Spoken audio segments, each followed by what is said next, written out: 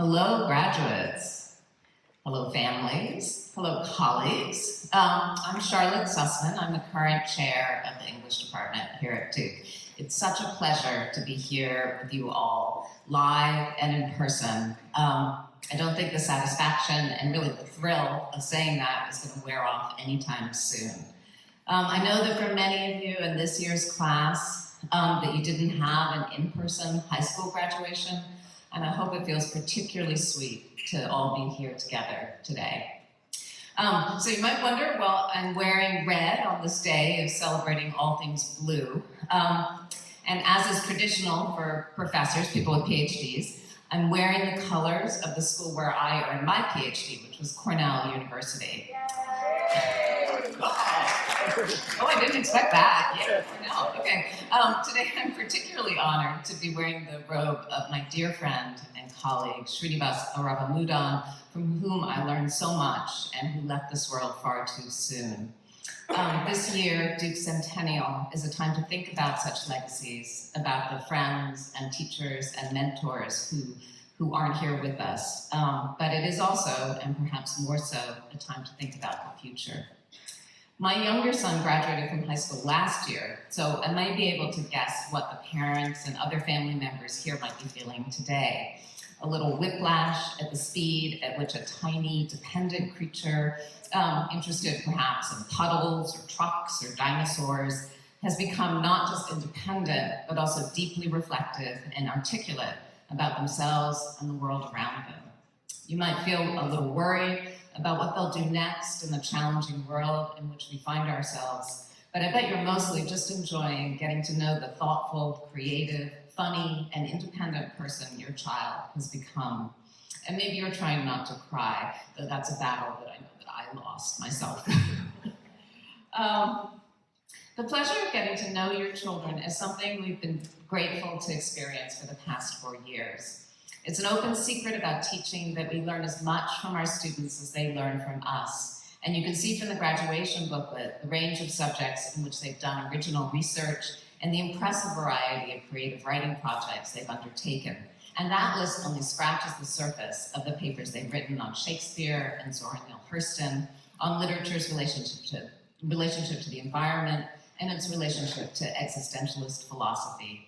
I myself teach literature that was written a very long time ago in the 18th and 19th centuries, but it's no cliché to say that it comes alive every time I teach it in surprising ways. The alchemy of literature and the opportunity to see familiar characters through the eyes of new readers has made characters like Robinson Crusoe and Elizabeth Bennet, their choices seem very different now than they did when I first started teaching them. And this graduating class, of course, has had far more to deal with than learning about iambic pentameter and Joyce's epiphanies. They've been confronted by crises and upheavals, both immediate and imminent. I know I speak for my colleagues when I express our respect and admiration for the ways in which these graduates have persevered and even prospered in the face of many challenges. From you, graduates, we've not only learned new ways of reading poems and how to write essays, but also lessons in resilience and patience and ingenuity. It has seemed to me that you've turned to literature with perhaps a deeper hunger for answers than previous generations, and a salutary directness about the relationship between your own lives and the lives you read about. To my mind, one of the greatest gifts a university can give is that it moves slowly. It is designed to be a place where there's time to think things through, to contemplate the words written long ago or far away. The world can feel very urgent these days, and such slowness can seem frustrating. But one thing I hope for these graduates is that they can hold on to that ideal of slow and careful thinking in a time that seems to demand ever swifter and sometimes unthinking responses. Sarah Geyer, Dean of Humanities at Berkeley, has written about the renewed importance of humanities in such a time. So many of us, she says, in our own ways, have found ourselves in a series of unprecedented situations without a compass or guide. It is not at all surprising that students are turning to the arts and the humanities as a way to make sense of our current moment. The imaginative, ethical, creative, and analytical contributions and historical observations of humanities research and artistic production provide a valuable way to understand the complexities brought on by contemporary challenges. That's the end of her quote. But English and the English major, I hope, has allowed you to explore the big questions, but also to engage with the everyday.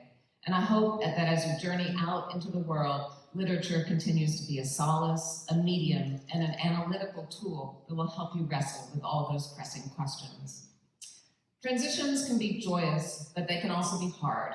In Paradise Lost, John Milton's epic poem based on the book of Genesis, Adam learns with dismay that he and Eve will be expelled from paradise. Dreading to leave what he calls their happy place, which is perhaps the first coining of that term, he worries that, this is Milton, all places else will inhospitable appear and desolate, not knowing us nor known. Now, I'm by no means saying that Duke is or it has ever been an Eden, but I do know that worry about a place that is not only familiar to you, but where you also feel known by the people and scenes around you. I hope that Duke has been such a place to you, even if the person we have known is only the very beginning of who you will go on to become. We have been very glad to know you. But this transition is no expulsion. Our relationships will not end with graduation. We look forward to hearing about all that you encounter as you make your next steps in the world, and we are always ready to welcome you back and hear about everything that you've done, and always glad to celebrate with you. And with that, I'm going to turn it over to our student speaker, Thomas Esber, and then to the members of our faculty who will present some of our student prizes.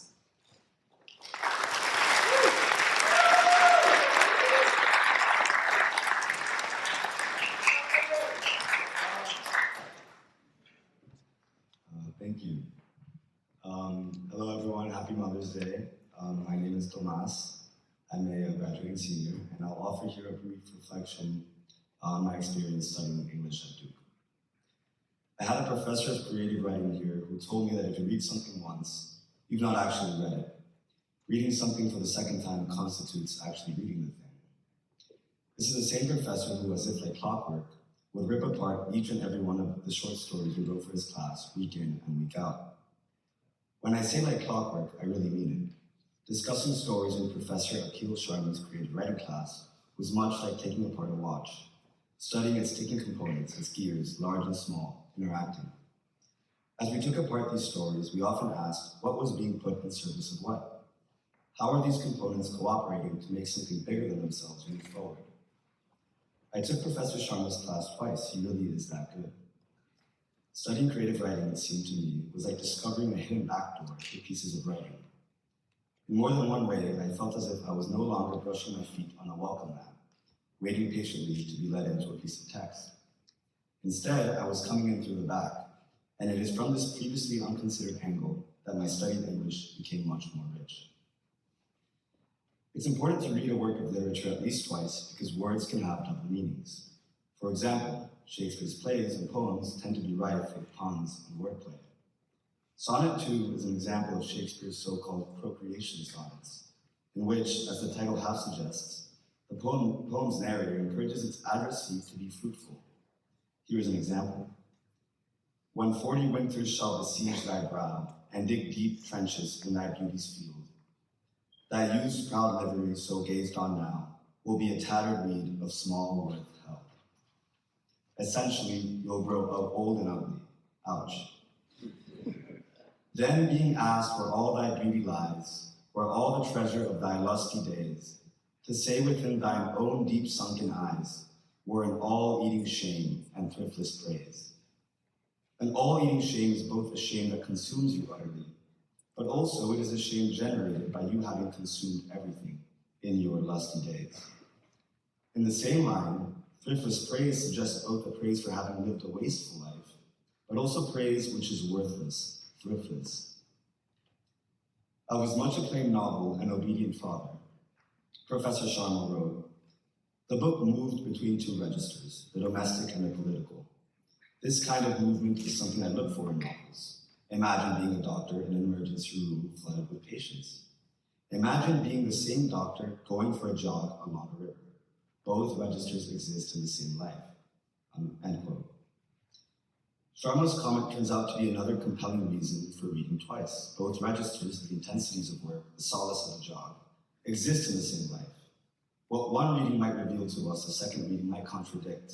And by reconciling the two readings, we might wind up with a more complete picture of a person and the drama of their life. This is the insight that students of English take from the literature we read and apply it to how we see the world. T.S. Eliot once lavishly wrote that when a poet's mind is perfectly equipped for its work, it is constantly amalgamating disparate experience. The ordinary person's experience is chaotic, irregular, fragmentary. The poet hears the tree rustle, and this sounds much like the crashing waves of their childhood. Suddenly, the past and present come into close proximity. Sense has been transported through sound, and this allows for a rereading of the present through the lens of the past, an understanding of the past through the lens of the present. Our understanding of the world around us, then, should be more like a poet's or a novelist's. It should be informed by a reading and rereading of the events that populate our days. We, as English majors, are trained to pay special attention to detail, and this attention grows in acuity and it also spreads, so that we learn to focus it inwardly onto ourselves. The registers we exist in as students of English are both granular and massive. We are ones who move from word to world. And I am of the opinion that this unique ability to move from word to world has been cultivated well here at Duke. And I trust that the seniors wearing gowns on this stage are well equipped for the task set out before us. Thank you very much for your time.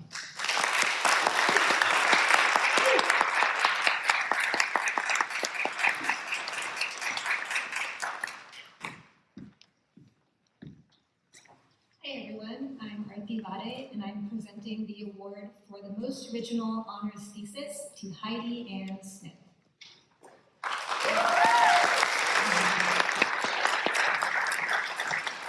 Heidi will stand next to me while I go on to embarrass her. I have the pleasure, like I said, of presenting Heidi with this award for her project entitled Judging Books by Their Covers, Reese's Book Club and Contemporary Bookishness. Heidi's thesis is the first of its kind at the Duke English Department. It weds her skills in literary analysis and historical research with approaches from data science. Heidi was drawn to Reese Witherspoon's book club because she was interested in the qualities that make popular literature, well, popular. And she was also interested in how celebrities like Witherspoon have made reading part of their brands, part of their production companies, and promoted reading as part of a broader lifestyle on social media platforms like Instagram. So to understand this phenomenon, Heidi researched the history of American book clubs, going back to the Book of the Month Club, and of course, Oprah's book club, to show how celebrities entered the equation, how they've changed the conversation around reading and book recommendation. From there, to better understand Reese's book club, Heidi created a data set of every one of Reese's picks, which is about 70 novels, to figure out if there were some common patterns across those novels, and to see if you could figure out the values that go into the book club. Heidi did figure out those values. It tended to focus on women's stories, on family, and on what female independence can mean.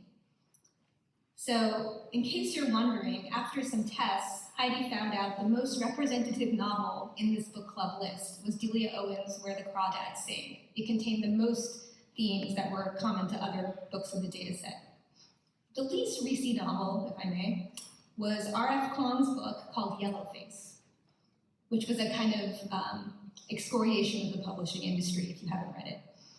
Heidi read these two novels very closely in the second half of her thesis and found that they held very different perspectives on the social significance of reading, publishing, and the meaning of female authorship. Her qualitative insights, her close reading and literary interpretations drew authority from the quantitative work she had done, and as she established which novels seemed to define the book club.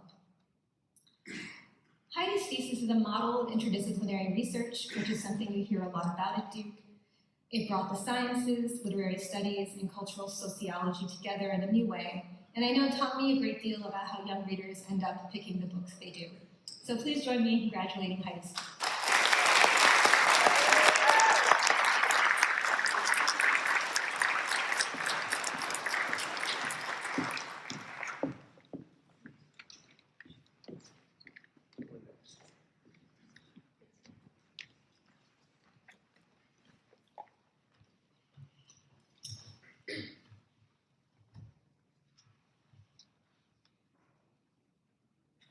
Good afternoon, everyone. I am Professor Tom Ferraro. For those of you paying very careful attention to the program, you will notice that Professor Wald and I just flip-flopped Mila and Maddie. We do know the relationship between R's and S's, but we thought, since I had a word about the prize, I might go first. So, the Louis J. Budd Prize is given each year in its current incarnation to the most distinguished work by an undergraduate in the field of U.S. literary studies broadly conceived. I had the privilege once upon a time of knowing Louis J. Budd, who was a premier editor, a Twain scholar, and if you have been paying any attention to the world, Huckleberry Finn has been rewritten magnificently as a novel called James, in the footsteps of a novel called Finn, which is about Huck's father. Percival Everett is the name of the author of the newswriter. So Budd is still, Budd and what Budd cared about is still with us. He was also the child of immigrants from Poland, from Catholic Poland, and he fought vociferously during the McCarthy era for people who were proudly teaching at Duke University. Okay, this year, all right, I improvise that. This year it is shared, the Louis J. Budd Prize, between Maddie Rubin and Mila Sujardi, whose aesthetic sensibilities complement one another brilliantly. That's complement with an E, all right? And by brilliantly, I mean it in both the American sense of intelligence and the British sense of awesomeness. I wondered, now and here and facing y'all, how many of you, and I mean you guys, know Mila, all right, or at least know of Mila, because before she buckled down as an English major. As a junior, Mila served as the head editor of the independent undergraduate newspaper, the Duke Chronicle. I mention this because it is in the capacity as editor that she was extremely attentive to matters affecting Duke students at large, especially women, though not, of course, only women, and of those moving across, and to the province of literature and to humanities more generally. And I believe it shows. It is her senior thesis, Intimacy is World-Making, Modes of Female Liberation in Fiction, that has earned her this nod from the faculty. In the thesis, she looks carefully at two late 20th century novels, Joan Chase's During the Reign of the Queen of Persia and Ron Hansen's Marriott in Ecstasy, and one contemporary novel, Katie Kitamura's Intimacies. Her agenda is to identify and interrogate alternative modes of close connection with others. Intimacy is something other than primarily sexual, especially amongst women, sisters, and cousins, also the kinds of sisters that coexist in Catholic convents. But not only intimacies among women, and not only those of the voluntary sort. At first blush, the thesis sounds small-scale and personal, a woman writing on such womanish things, but it achieves social resonance of a high order, encompassing at least one gender and its fellow travelers. For instance, the novel Marriott in Ecstasy from 1991 portrays a postulant in a convent in upstate New York in 1906, almost a century earlier. Placing Hansen within second-wave feminist inquiry, Mila discovers that Hansen, and now I'm quoting her, engages with the yearnings of women of the early 1900s through the lens and ideologies of those in the late 1900s, and by extension, via Mila's own voice and alertness to her mates, through the lens and ideologies of those in their early 20s, during, well, the 2020s.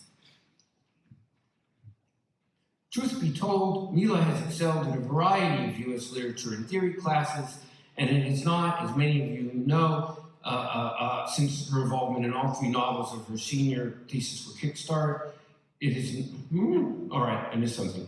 And it is not just mine, but ignited in classes of my colleagues as well. That is in conversation with y'all, the special of intimacy of the English classroom, of the mind, and indeed in English construction of the soul. Congratulations.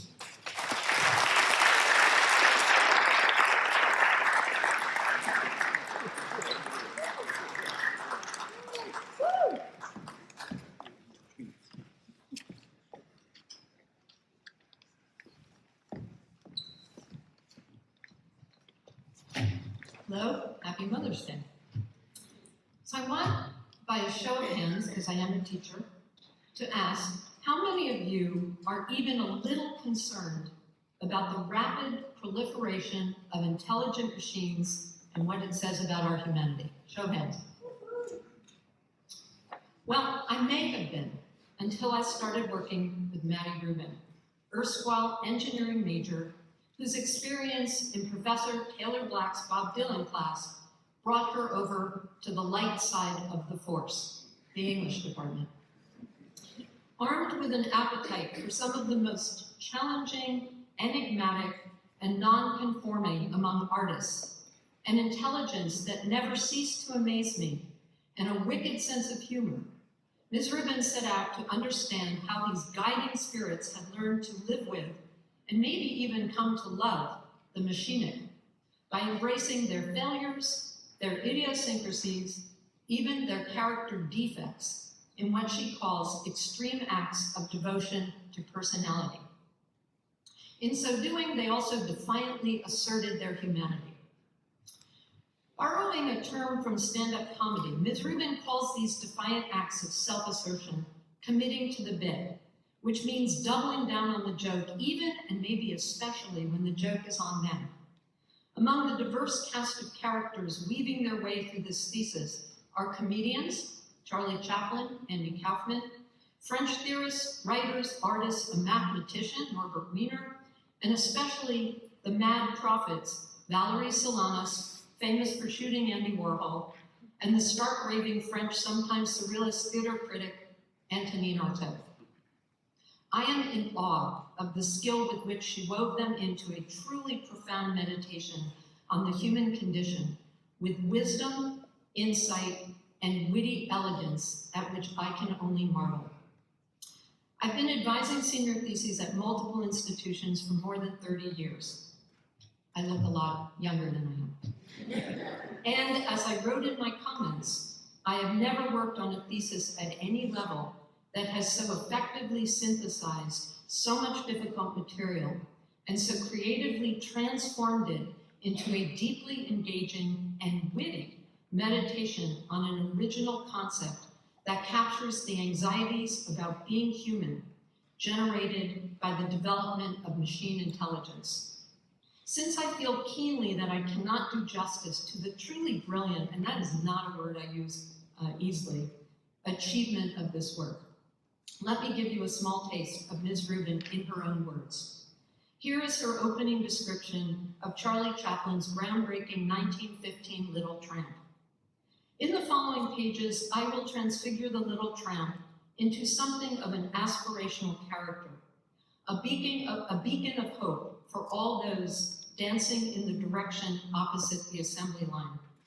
Running around the factory like a roach, the Little Tramp is a decidedly forlorn character, unable to keep any job for longer than a day. However, rather than adjusting himself to meet the ever-changing demands of the factory, whoa, I can think about that one for a while. The Little Tramp is instead stubbornly hell-bent on repeating the same mistakes wherever he goes. The entire film is structured as one tedious feedback loop, finding the Little Tramp circling through the same exact jobs, the same exact jail cells, always ending up right back where he started, with no moralistic improvement whatsoever. Yet, when he inevitably fails to keep up with the grand conveyor belt of time, he does not wallow, but dances, for he has discovered the bliss of his own limitations, his own personality. In short, he is flagrantly committed to the bid. Folks, remember the name Madeline Rubin because you'll be hearing it in the years to come. It was an honor and a delight to work with Ms. Rubin on this thesis, or rather, to watch it blossom into existence and learn from it. And I am thrilled to present the Louis J. Budd Award for Outstanding Work in American Literature to Maddie Rubin.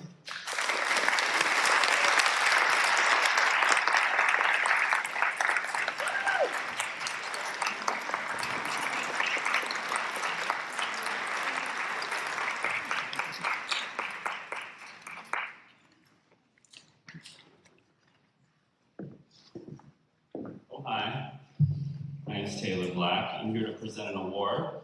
Skylar, you want to come up here, do the whole thing. This is Skylar Hudson, who's receiving the award for the Barbara Bernstein Smith Award for Outstanding Work in Literary Theory or Criticism. And I'm going to tell you a little bit about just how outstanding the author of this work of literary criticism is, based on my impressions. My first meeting with Skylar was not really a meeting per se, but it left an impression. It was late summer of 2020, and I thought, in the spirit of helpfulness, to email students enrolled in my Southern Grotesque course, letting them know that while the books would be on sale for full price at the bookstore, that they could, go ahead and find cheap hard copies when and wherever they could, online, whatever. About 5 minutes later, I received an email from a student.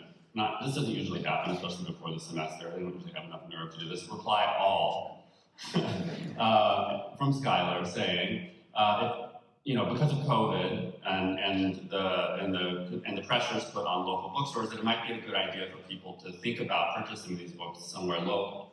And Skylar included, in another spirit of being helpful, links to some local bookstores in the Triangle. I thought, it's a good idea. I should have thought of that. And then I sat in there and I thought, this child is trying to one-up me. This kid's got some nerve.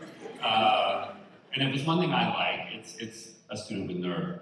And so I, in that kind of space from being like, I thought I'm interested in this person.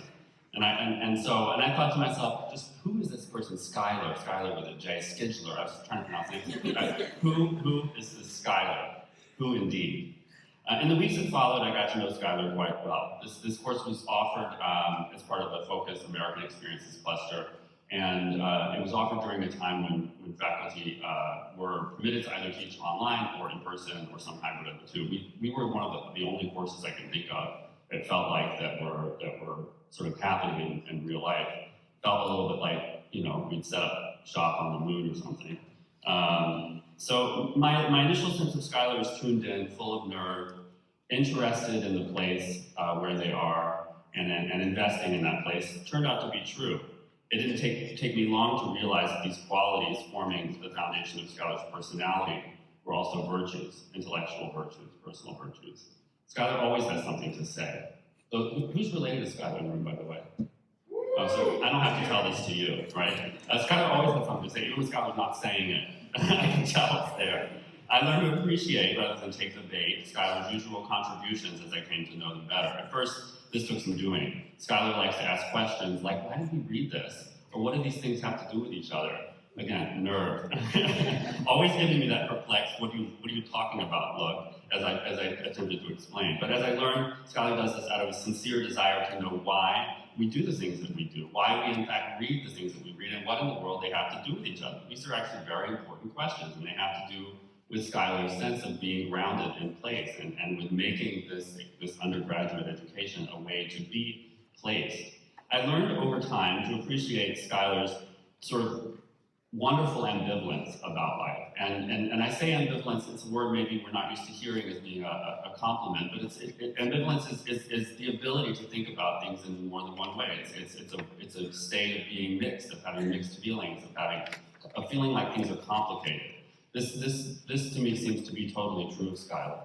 And also again, it takes nerve for someone so young to be so committed to this.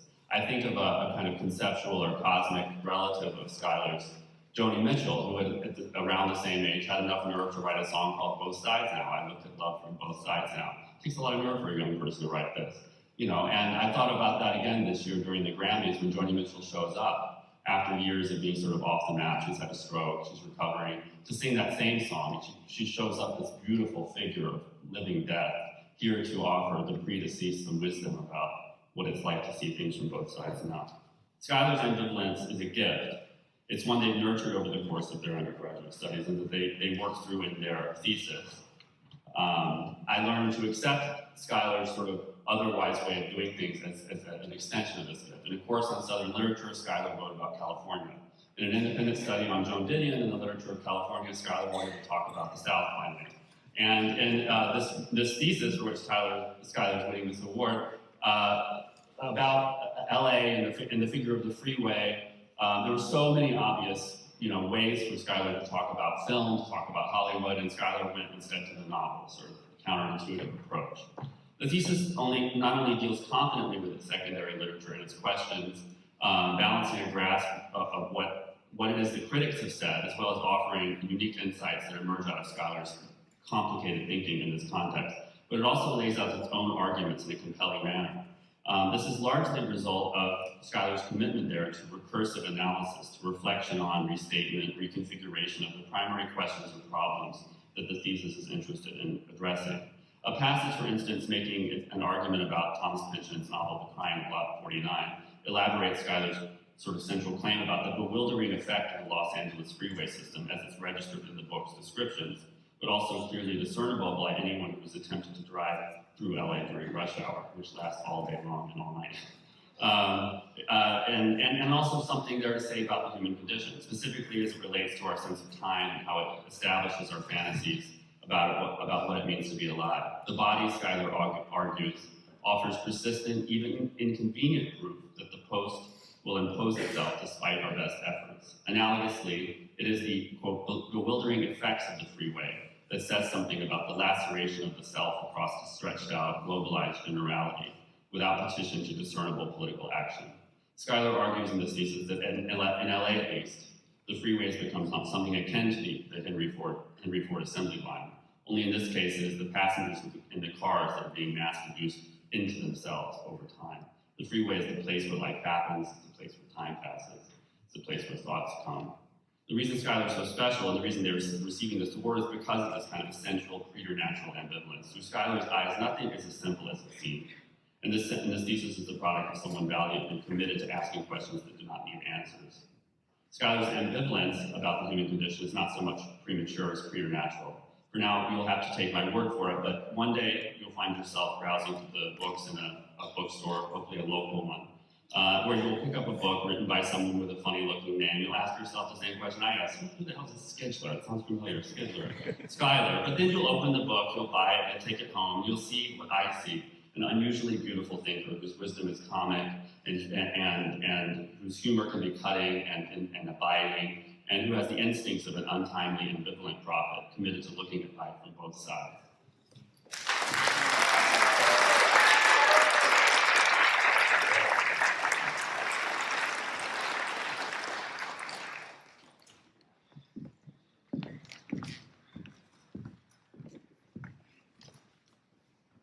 Hi there, I'm Professor Joe Donahue. I'm a professor of the practice in creative writing. I teach poetry mostly, and I'm here to award the Victor Strandberg Award for Excellence in the Literary Arts. And we are lucky, this is the first time this award has been given, I believe, is this correct? Yeah. And in fact, I believe Professor Strandberg is actually here, as he has always been. One of the deepest.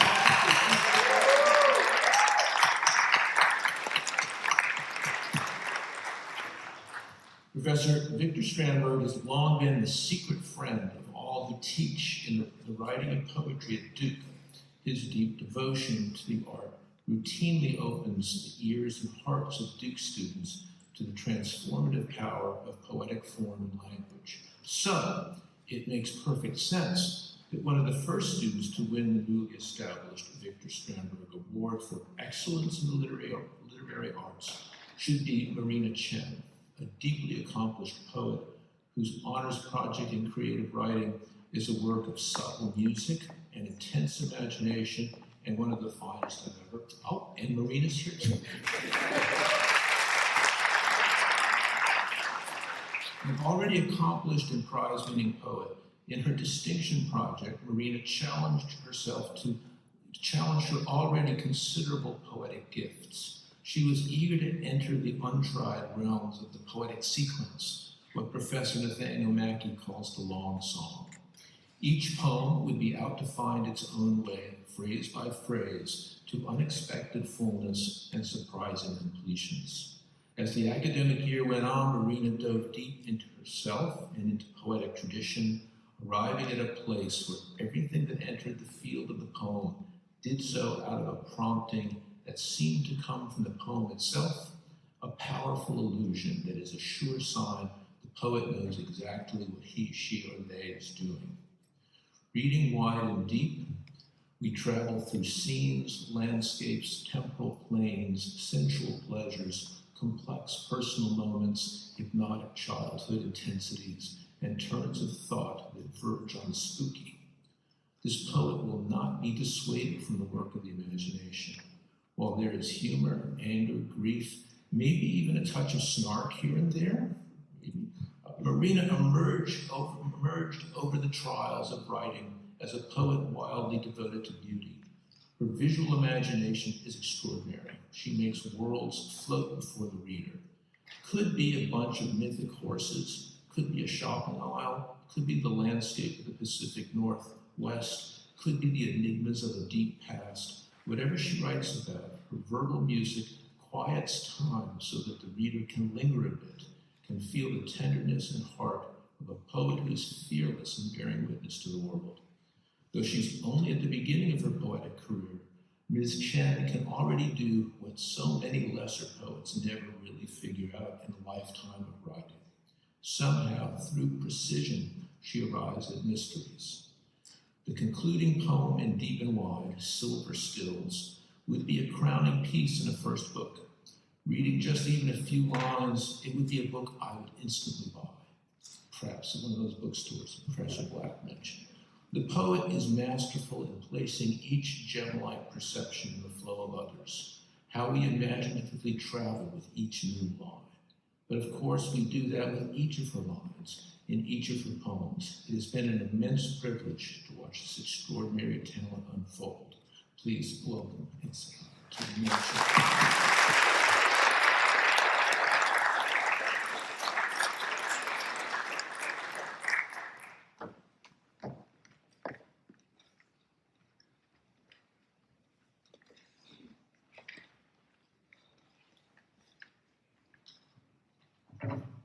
Okay, Sita, we're on.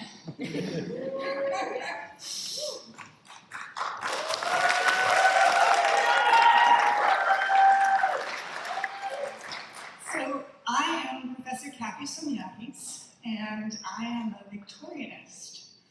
And I first met Sita in my class on Victorian literature, where she distinguished herself by her participation in discussion and her role in designing the most gorgeous PowerPoint for her group presentation. Her enthusiasm for the novels that we read, Jane Eyre, North and South, Daniel Deronda, was palpable. And she explained to me that she saw in them elements of the romance fiction genre that she already loved. So, although I myself am not a specialist in contemporary romance fiction, I felt like I had to agree to supervise Sita's distinction thesis, which turned out to be a wonderful, scholarly, and engaging meditation on the continuing appeal of romance fiction.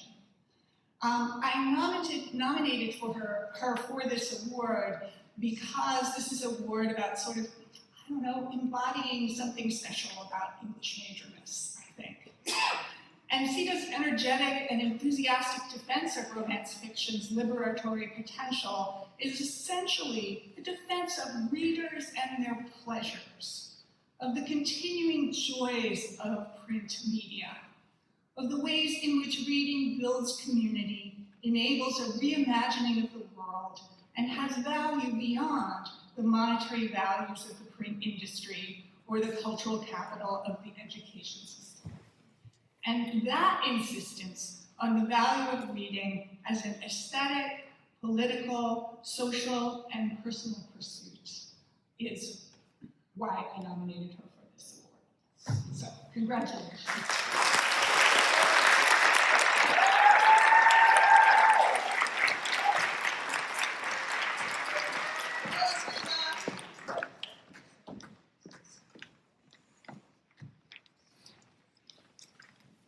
All right, I'm back, and I'm here to now announce the graduates.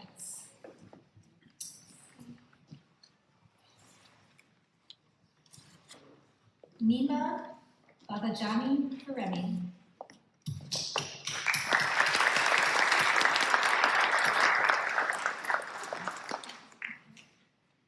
Phoebe Brinker.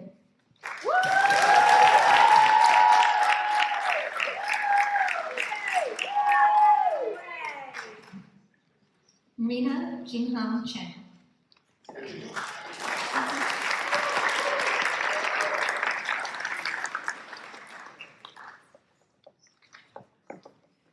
Sita Kande.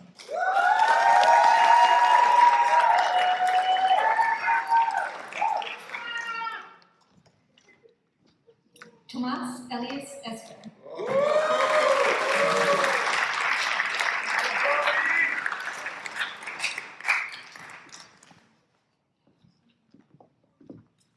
Tan Nu Tran Bui.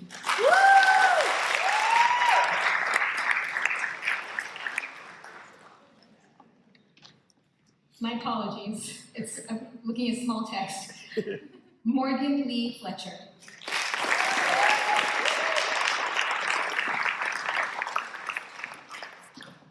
Amal Gupta.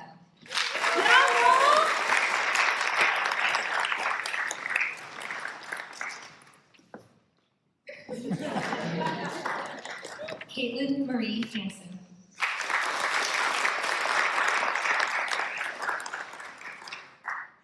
Zella Daly Hansen.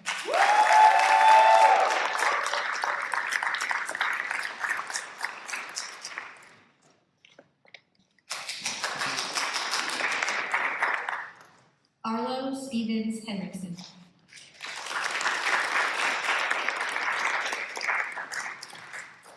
Skylar John Cookson.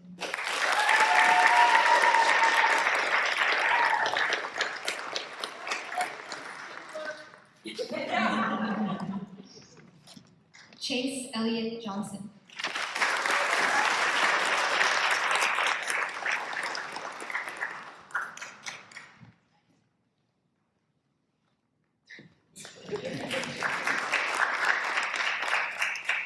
Stephen Edward Julian Kim.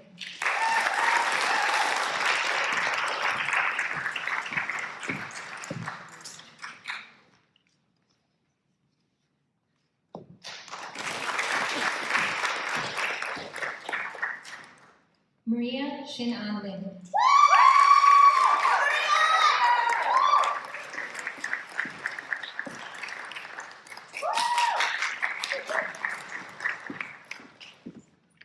Emily Lynn Maceda.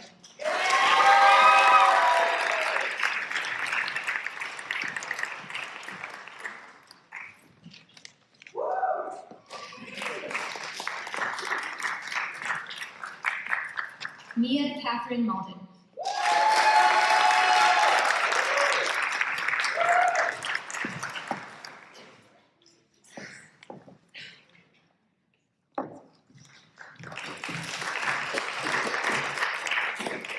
Andrew Curtis McCallum.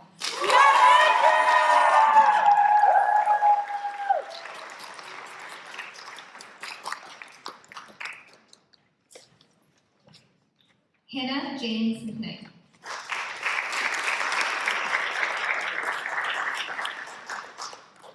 Blake Ronald Rodriguez.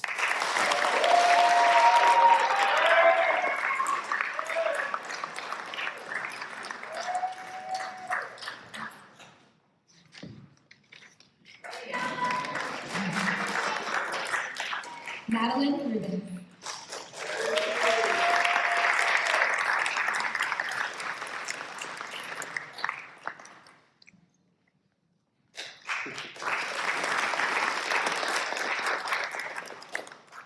Nina Ariel Slove.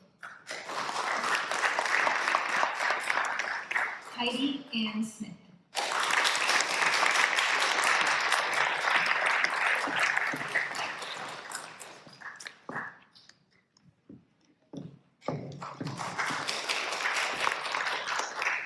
Miranda George Straubel.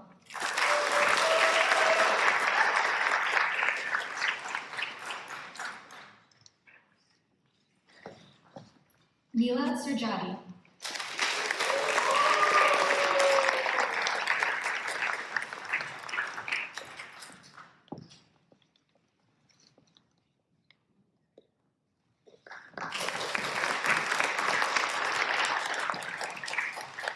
Angelica Estrella Villalba.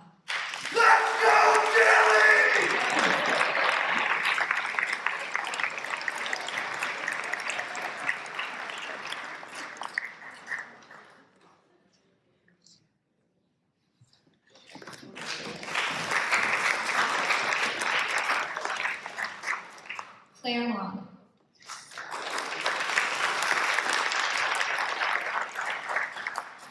Ruby Wong.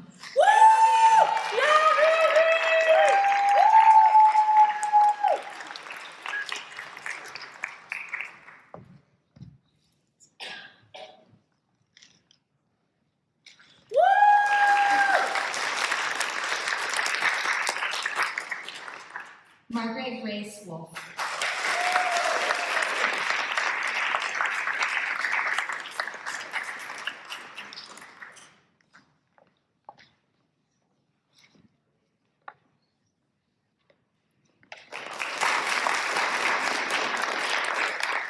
And Erin Meader.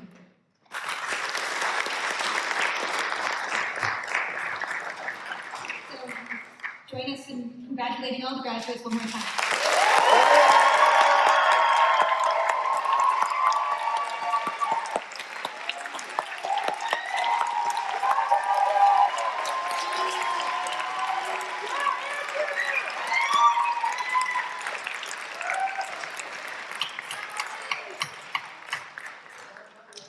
Congratulations again to everyone. I'm just going to give you a farewell words from one of the most intrepid heroes of literature you've already heard mentioned, Charlotte Bronte's Jane Eyre, who said, I remembered that the real world was wide, and that a varied field of hopes and fears, of sensations and excitements awaited those who had the courage to go forth into its expanse, to seek real knowledge of life amidst its perils. So bon voyage, everybody. Stay in touch.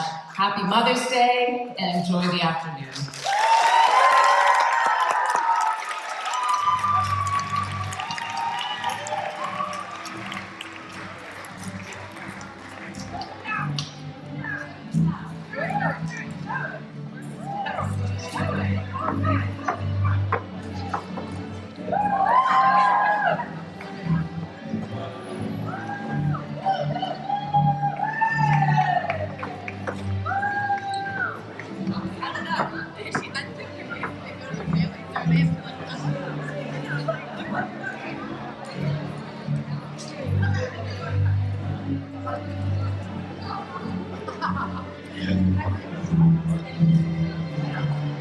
Yeah, Ruby!